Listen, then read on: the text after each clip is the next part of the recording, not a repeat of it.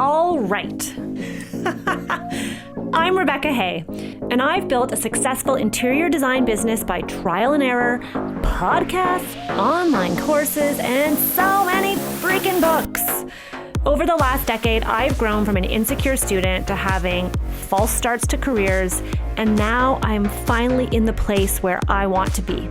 Throughout my journey, it's been pretty obvious that I'm passionate about business and helping other entrepreneurs do the same. Each week, I'll share tangible takeaways from my own experience and the experiences of other badass women to help you build your confidence and change your business. Welcome to the podcast, Gina. I'm really excited to have you. I reached out to you because I'm super keen to hear and learn more about virtual assistants and delegating and hiring and oh my goodness, all the things. But before we go there, welcome. And can you introduce yourself to our listeners today? Yeah, sure. Thanks, Rebecca. Thanks for having me. Yeah, I am the founder and CEO of a company called Athena Executive Services, and we are part of the vast, wild, crazy virtual assistant world. And we provide US-based executive assistants that work part-time and work shoulder to shoulder with really swamped and successful people. So that's a little bit about me. Amazing. And I think this is a great conversation to have. I think, now more than ever, the designers that listening are feeling a little bit overwhelmed, like, oh, I'd love to get some help. How do I even go about finding someone in my business? And what does that look like? Do they have to be sitting here in an office? And let's be honest, most interior design firm owners don't have a studio. Like, I'm blessed. I have this big studio, and in the past, I've had lots of people here, but you don't need a studio to be successful and to have a team. And I think that's what's kind of neat and about what you do and what your company does is that you have qualified individuals who can help, I imagine, in all the different aspects. So when you say executive assistants, can you explain that a little bit more to me? Yeah. So there's virtual assistants, and really there is no right answer here. Okay, so what I have to say about virtual assistants, personal assistants, admin assistants, executive assistants is all interchangeable depending upon who you're talking to and what they're thinking, and sometimes depending upon the city you're in. If I say personal assistant in LA, they think executive assistant. I say personal assistant in Seattle, they think, oh, that's somebody who comes into your home and make sure the laundry gets done and dinner gets prepped. So it is really unclear, and you shouldn't, anybody who's out there trying to shop, don't be worried about saying, well, what do you mean when you when you guys say you guys are selling XYZ? What do you mean? Does that mean somebody's taking my car to the shop, or does that mean somebody's managing my calendar, or is that both? So when I just dreamt up this business, I decided to use the term executive assistant, virtual executive assistants, just because I had this notion that I think there's a lot of people out there who would like what I call a high caliber assistant, high level of business acumen, business experience. Maybe it's akin to what somebody has on the 40th floor of the downtown high rise outside the office of the CEO, CMO, CTO. They need that caliber, or they'd like that caliber of executive assistant, but maybe just 10 hours a week. And that person could be a couple time zones away. So that's why I came up with, well, let's call them virtual and let's call them executive assistants. Now, if you go shopping the VA industry, does it mean a quote unquote virtual assistant is not high caliber, high level of business acumen? Not necessarily. They might be, but they might just refer to themselves as, yeah, I'm a VA. I'm a freelance VA. I'm sitting at my dining room table in Boise, Idaho, and I'm available. Maybe they're exactly the same as what my staff is: high caliber, part-time, virtual, and high level. So it's really a mishmash out there, is what I would say. Now, if I were to make the index myself, generally speaking, you have admin assistants. Like if you were to I live in Seattle most of the year, right? So Amazon is a huge company headquartered here. And if you were to go look up the available assistant positions, you got admin assistant 1, admin assistant 2, admin assistant 3. Then you have executive assistants. So there is a bit of a hierarchy. And I guess what I'd watch out for in the industry and I don't want to say watch out for it. It's not really good or bad. It just depends upon what you want. Do you want a task doer? Because there are task doers out there, and getting tasks done is useful, and you don't need to pay a lot for that. So when you get enamored by, oh, my friend has a VA from the Philippines and they're paying $6 an hour. This is excellent. Yes, I've heard these stories. I've heard these Yes. stories. Yes. So, and it could be, maybe it would be excellent for you. I would equate that to task doing, and it might be a great place to start.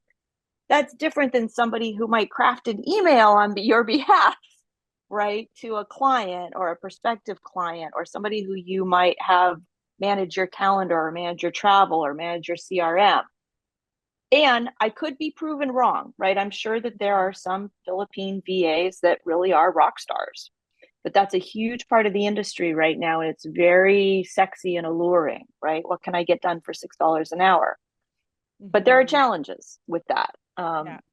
Obviously, And I time think, zone and even Tim Ferriss talked about it, I think, in his book, 4 Hour Work Week.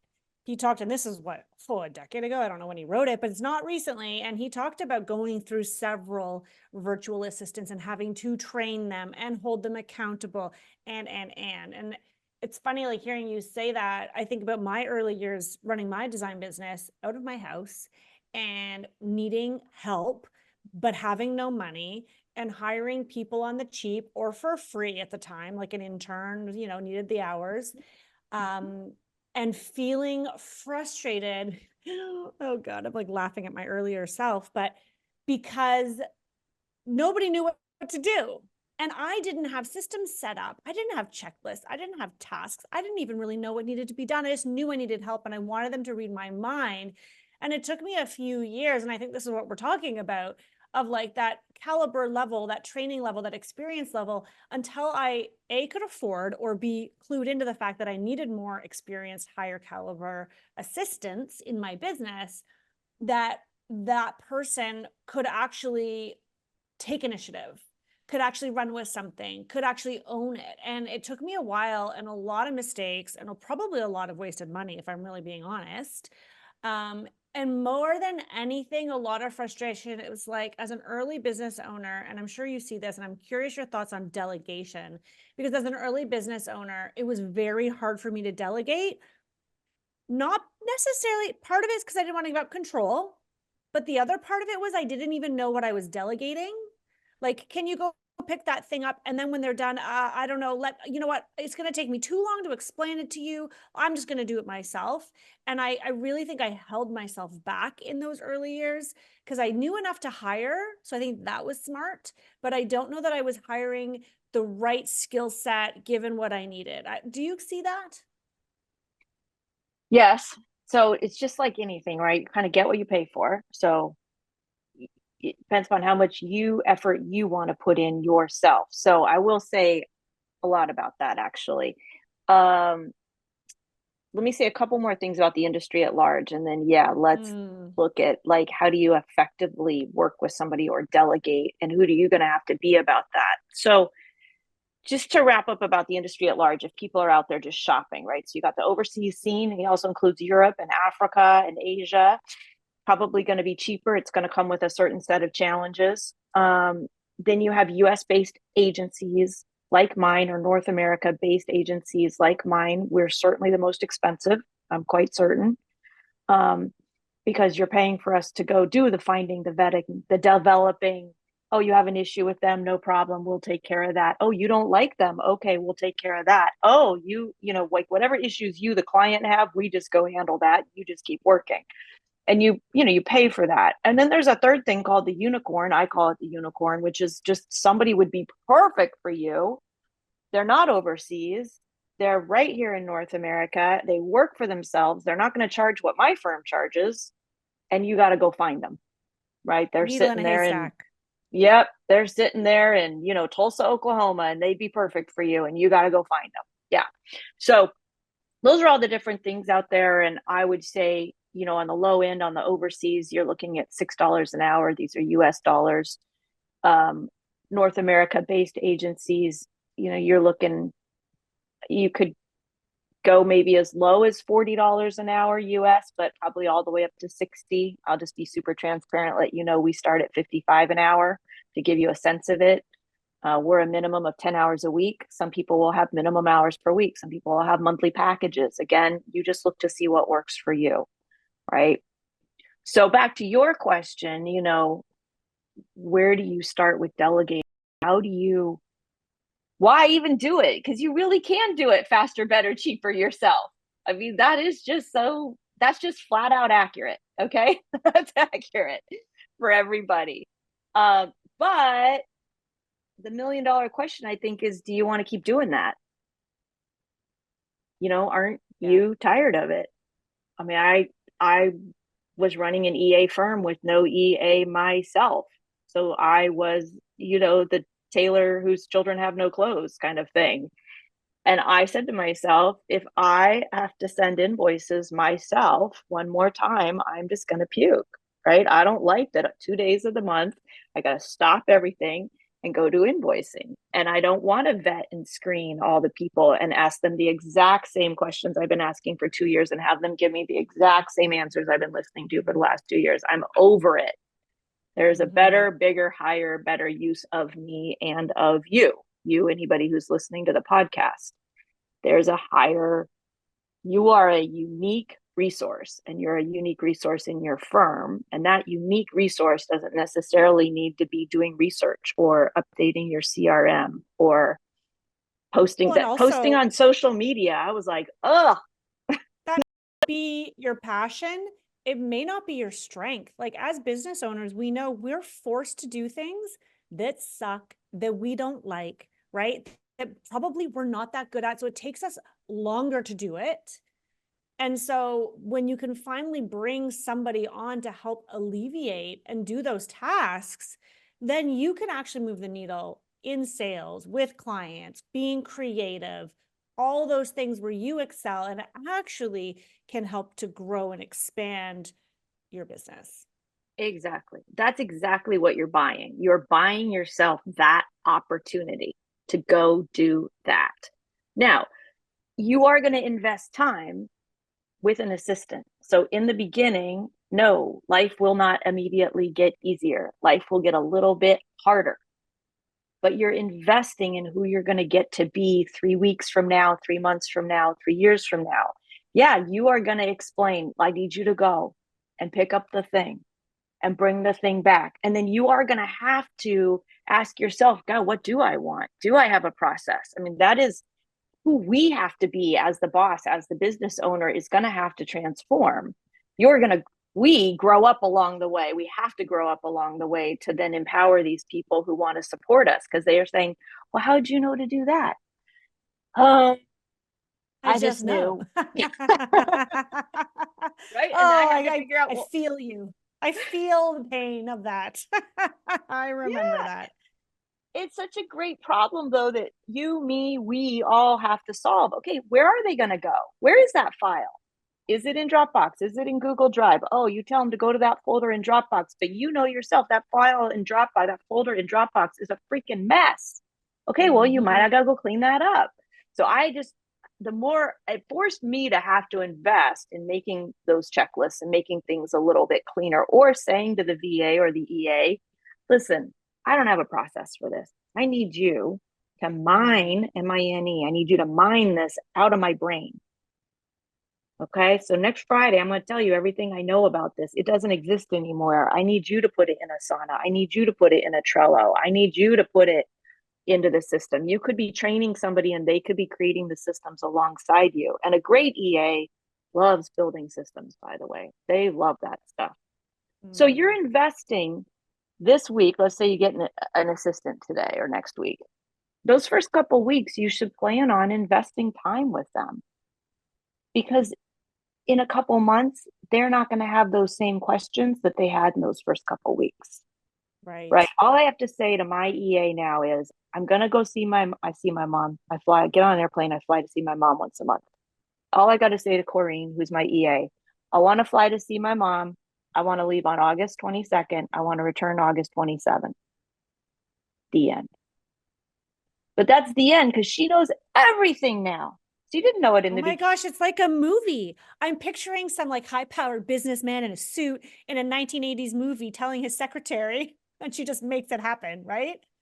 It is. And it's because in the beginning I had to say, here's my known traveler ID number. Here's my Alaska airline number. I prefer this. I like to fly in the morning. I like to fly this class, but if not this, then I like that. And if you could, she knows all this stuff. It's all second nature to her now. So, but that's because I invested. Could I? Yes, when we started, I could book an airline ticket faster than her. But now, like, you couldn't pay me enough money to book my own travel. It just nauseates me because I'll fart around and waste time, right? I'll be like, oh, what if I flew out on Wednesday? Maybe it would be different. Oh, what if I flew out in the evening? Maybe I should use points. Maybe it's points and money I should use. God, Gina, stop it. Right? Totally. So We can all relate. Everyone listening right now, all those moms who are driving in the car are like, oh God, all the hours we've wasted with the mental calculations of what day and what time and when. Oh, there's a deal. Oh, did I miss that seat sale? Like, OMG. Yes. You preach into the choir. exactly. So and it's true whether you delegate a travel trip, research for the family for spring break. Oh, you could use an hour on Airbnb, right? Just shopping places. So there's a lot in the personal world that there is to give away that frees people up. But it's also, your invoicing process. You're getting prepared to meet with a prospective client. You do the same thing. Every time you go to prepare for a prospective client, there are probably some things that are repeatable. And then what you said at the beginning is so brilliant. There's just stuff you hate.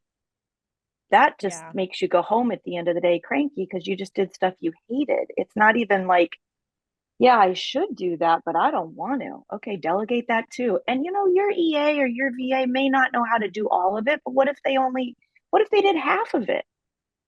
Yeah. Sometimes I say to Corrine, can you just get this thing started? Because I don't want to start the research on could my Mm-hmm. 87-year-old uncle get Social Security disability and could he get more money rather than Social Security? Oh, I mean, I want to support the guy, but I don't want to do that work.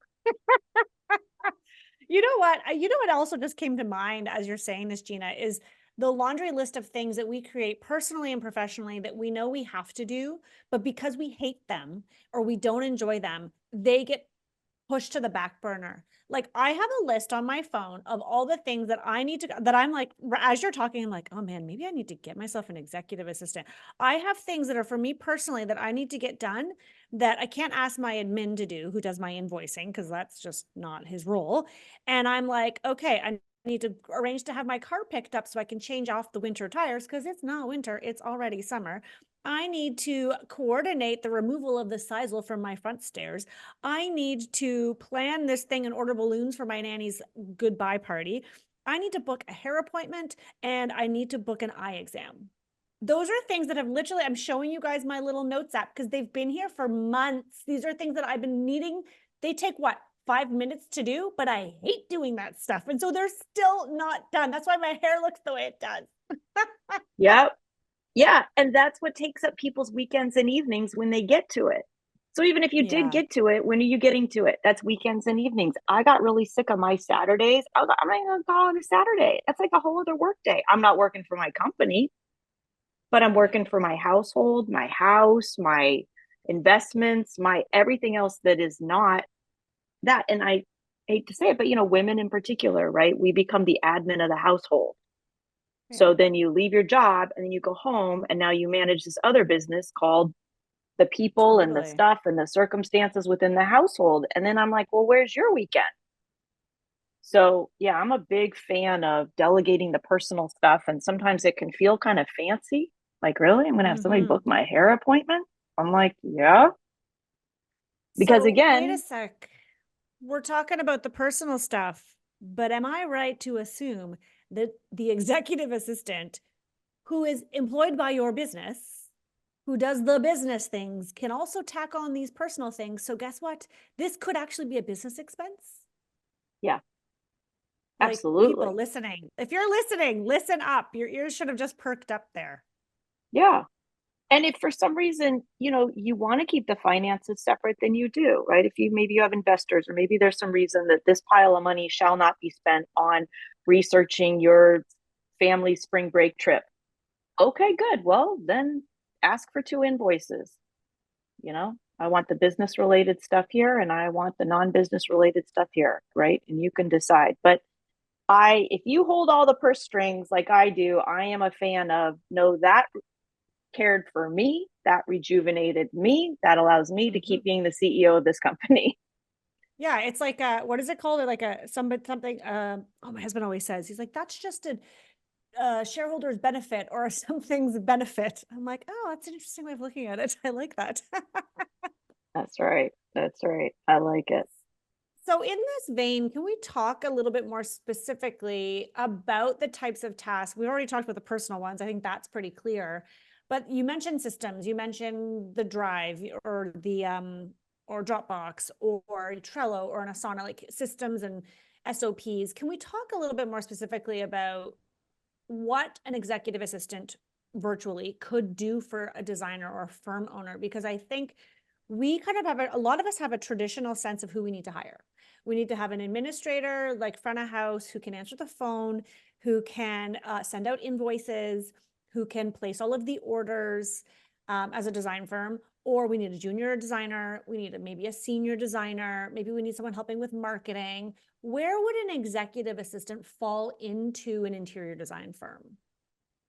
Yeah, I think they're going to do a little bit of all that. So now you got to imagine, unless you go find some firm that specializes in interior design, right? You're getting an executive assistant that's great at being an executive assistant, not a designer, right? So that means that they are able to manage inboxes and calendars and your CRM, probably your project management software, a lot of updating. Where are we at with this? Where are we at with that? When is this going to get in? When is that going to get in? They're a great coordinator of pieces and particles and people, which is really a Love that. great way to use them because you'll know what to do. A lot of times people go to their inbox and it's almost like going to Facebook. It's not always the highest and best use of you because now you're lost in whatever just showed up. So another great use of your EA is to make sure that what is showing up in your inbox is what needs you, and it needs you today, not something that's going to distract you. Or you could sometimes EAs will set up a system where Rebecca, just goes to the Rebecca important folder. That's it. I've Rebecca, heard don't of go to your this. inbox. Don't go to your inbox because you'll get lost. You'll Heard get of this. distracted. Today, there are 3 important things to move forward, Rebecca, and they are in the Rebecca important folder. So EAs can help keep everybody moving forward. And especially if you've got multiple people in a conversation or in a piece of project management software, you're going to know what to do next once A, B, and C have all responded. But then we waste time going, well, have we heard back from the Joneses? Well, we heard back from Mr. Jones. We haven't heard back from Mrs. Jones. But then we heard back from, I would just say to my EA, tell me when all these jokers have responded. Then I'm going to weigh in. And by the way, if they haven't, I need you to nudge them, right? So they become a wrangler of people and schedules and to-dos so that then when you show up, open up your laptop, you go, oh, okay, everybody's weighed in. All right, now the subject matter expert on design, knows what to do next. And then you get used for your highest and best use, which is not chasing people and things. So they could manage your calendar, right? Schedule those discovery calls with potential clients. They could schedule the consultation. They could make You sure you bet. have travel buffer built in so that you're not overscheduled, which has happened to me in the past. People just schedule themselves in my calendar. I'm like, how am I supposed to physically get from that meeting? I can't go over by 30 seconds because there's no way I'm going to be able to start the next Right, one. So they can do right. all of that.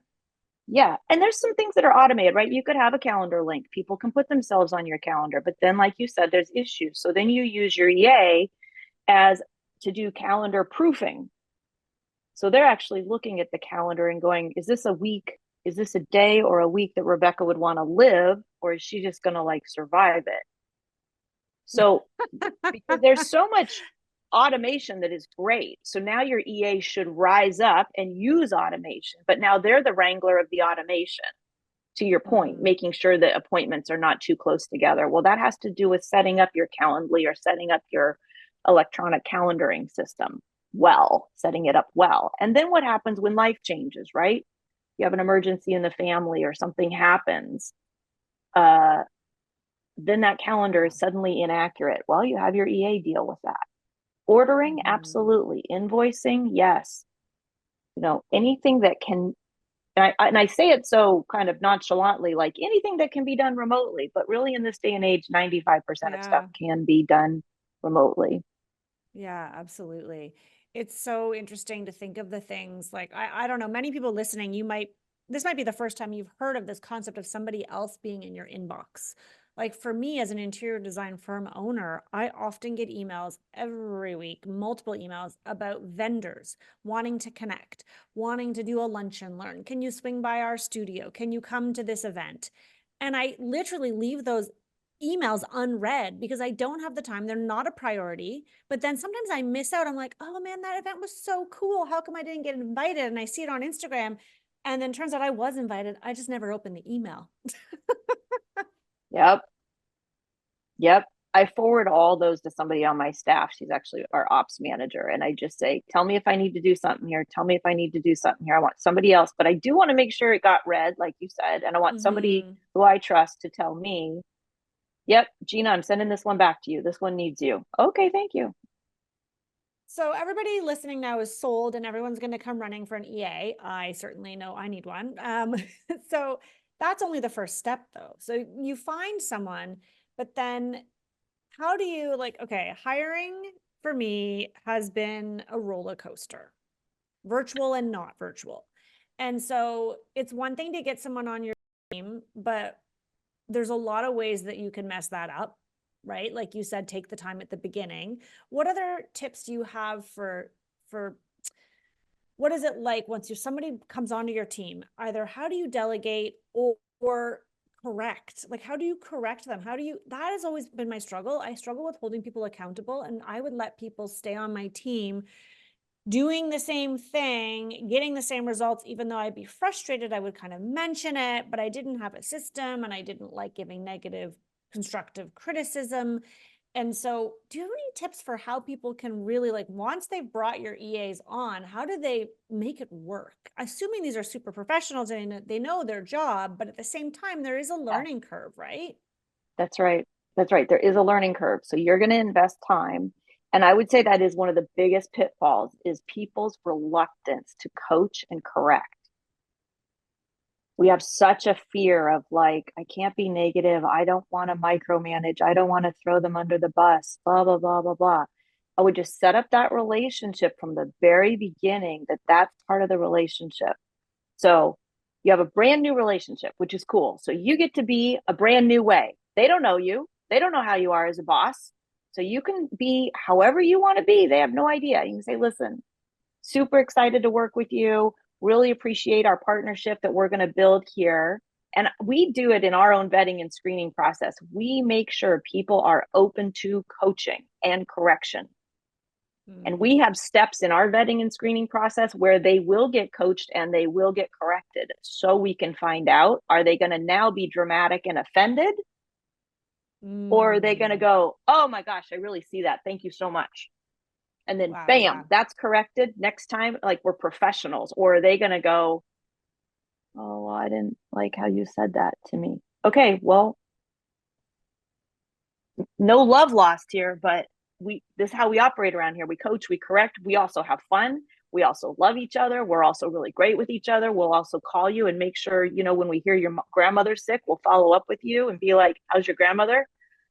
Now I say that it's not just to be funny too, because if you're caring for the human being over there and you're actually interested in that human being, you'll have a lot more grace and bandwidth to do coaching and correction without them being offended because they know ultimately you're for them and you're for this partnership working out.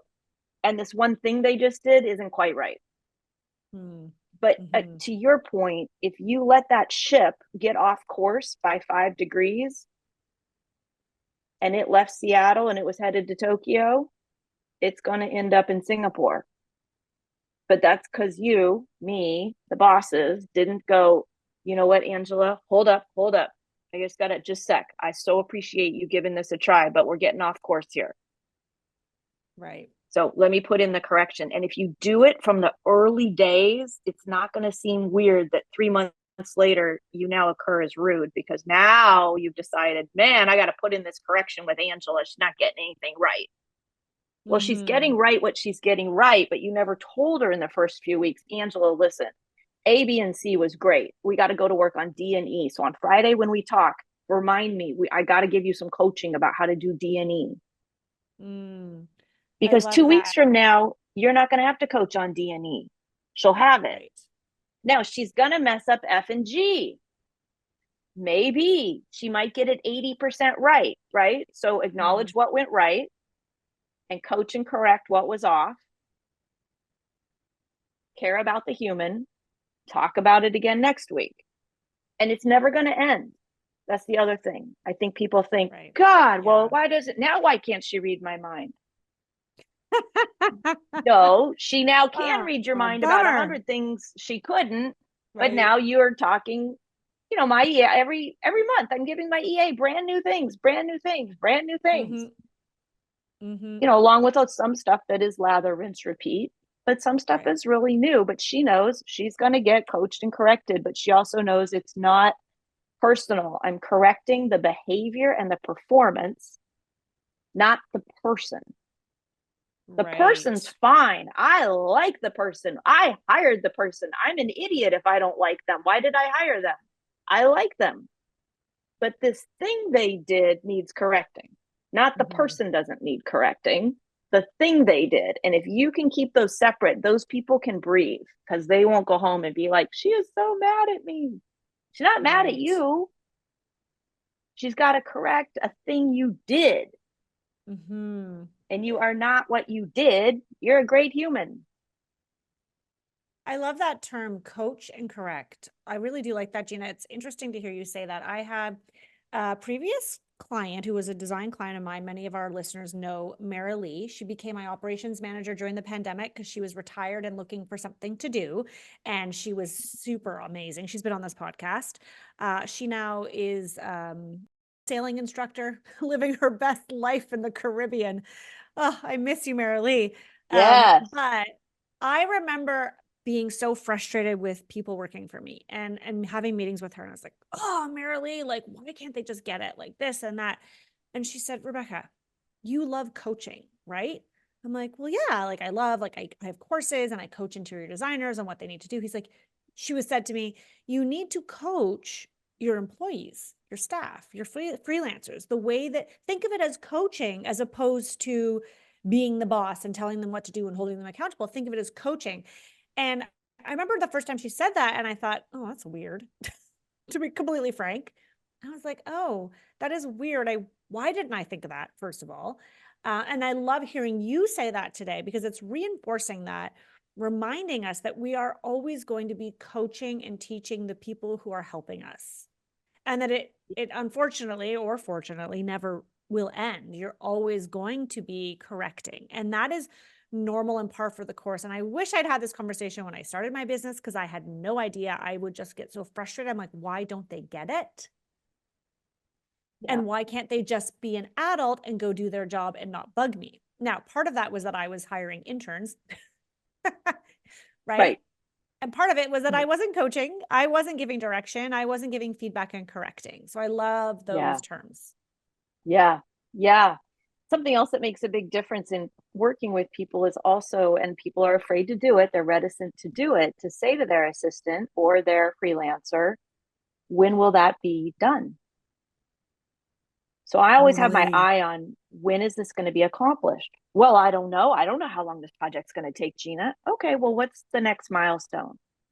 Can you give me the next milestone? Yeah, by Friday, I'm going to research A and B. Okay, good.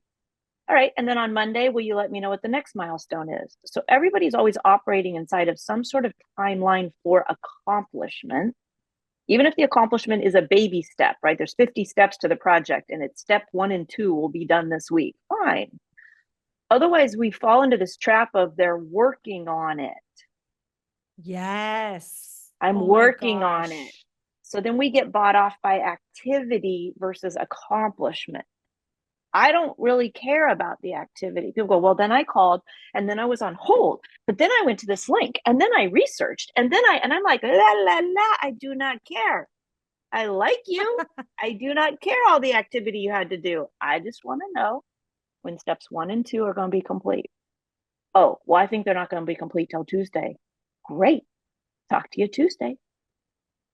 I don't know. You'll take whatever actions you got to take. 2 actions, 5 actions, 20 actions. I don't know. I'm just curious. And I keep my eye on the ball of accomplishment. What's going to be accomplished and by when? And it does make people squirm a little because it's risky to say, I'm going to have accomplished X by Tuesday. And maybe they don't make it. It's okay. But it keeps them moving intentionally versus just working on something. Because people like to feel like they're accomplishing things when they're busy, and they're just busy. They're not necessarily accomplishing the project. So that's a tip that I would offer people. And the other tip along those lines I'd offer people is when you give somebody a project, let them know this is now yours. This is now no longer mine. Corrine, this is yours. Now, I know you've never done this before. So I'm not abdicating my responsibility. It's now not, I just wash my hands of it. Well, I gave it to Corrine. I hope she figures it out. No, Corrine's the owner. She's my EA. She's the owner. I now work for her. And I tell her that I'm one of your greatest resources. Come to me. I'll answer any questions you need. I'll do my best, but you gotta take this ball all the way into the end zone. Like, this is your baby, and you let me know where you get stuck along the way, where you need help, what you need from me. We can talk every other day, but you own this. I love that.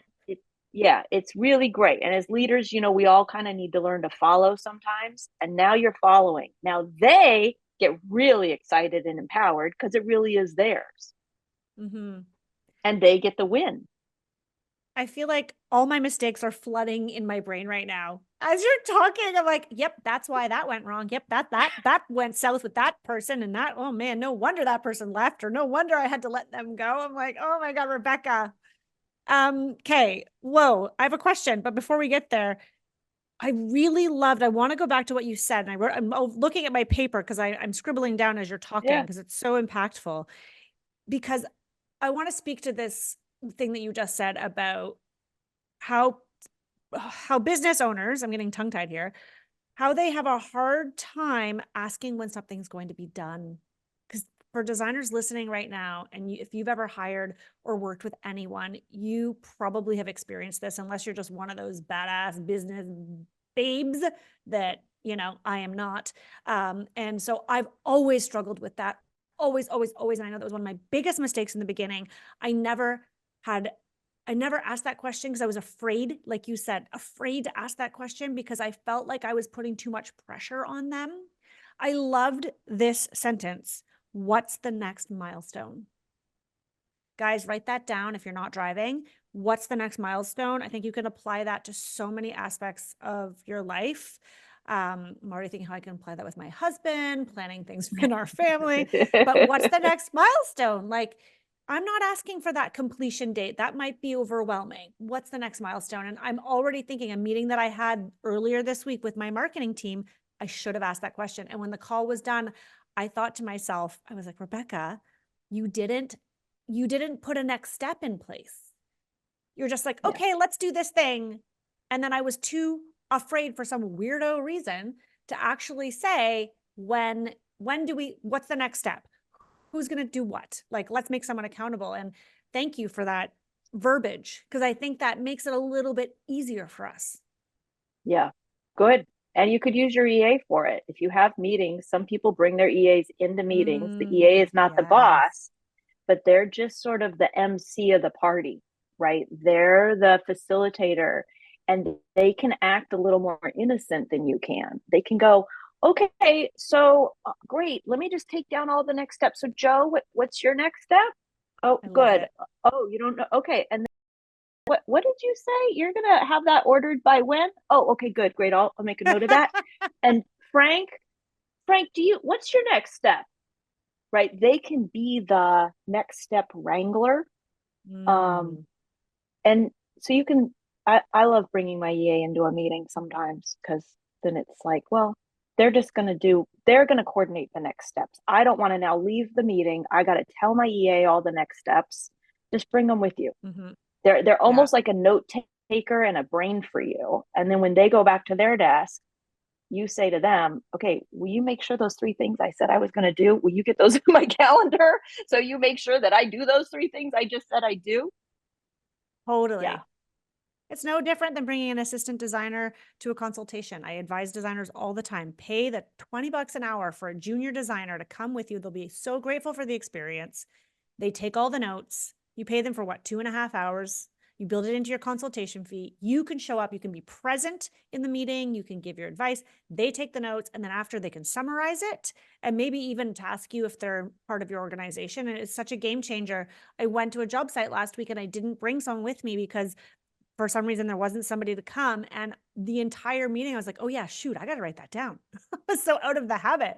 I love that, especially if they're virtual. They can be in our Zoom call, they can be in the Zoom meeting, they can be in the team Slack, they can be in all the things. Oh my gosh, I feel like I could talk to you for another hour. This has been so insightful and interesting, and I just, and maybe we will have you back in the future to talk about that next level, because there's so many, you're clearly such an expert when it comes to delegating, coaching and correcting, and all of those aspects that I felt were very challenging as a business owner, as a creative entrepreneur, hiring, having no expertise in that area, having no training in that area, but wanting to grow. And if you're listening today and you want to grow your business beyond you, then you need to bring people on, and you need to learn the best way to help them help you. And that's what you've shared with us today, or we started to just crack open the jar with that. And so that's been really amazing. What last nugget of wisdom do you have for us, for our listeners today, Gina? Well, while you're growing and things are crazy, you might be like, well, am I ever going to have a life? And when am I going to have a life? And when do I get my life back? And, the last thing I'd say is schedule those things in your calendar and hold them as sacred. So, it's a walk with a girlfriend, movie night with the family, getting a massage, dinner dates.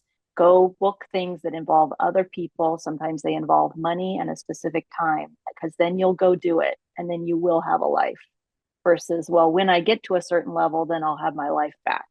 No, just go get it now. I love that. That's so great. It's just prioritizing self-care, prioritizing your life. And I really do believe that having at least someone working for you, whether it's one person or a team, for me, it's actually made that easier, because in some ways they can help hold you accountable. If I say, don't book any meetings on Tuesdays after 2, they won't do it, but I might if I'm in charge, right? That's right. That's right. Absolutely. Oh my gosh, this has been such a great conversation, Gina. Can you let everybody know who's listening where they can find and follow you? Yeah. So we're at Athena Executive Services.com, and you can find us on Insta and Facebook. If you're looking to talk to me personally, you can find me out on LinkedIn. Amazing. Thank you so much for taking the time today. Guys, go check out all of the things and all the services they offer, because it might seem a little daunting, but I can tell you that once you get the help you need in your business, life gets a whole lot easier.